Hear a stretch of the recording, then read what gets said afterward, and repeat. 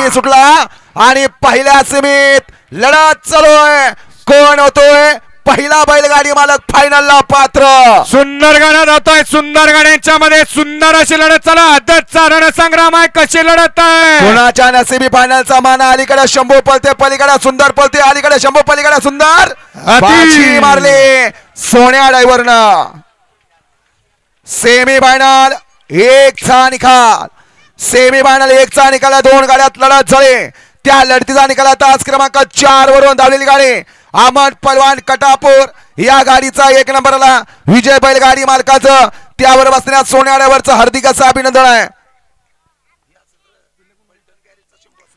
सुंदर अशी गाडी पळाली. शंभू आणि पिल्याची गाडी. सुंदर गाडी सेमीला पात्र गेली.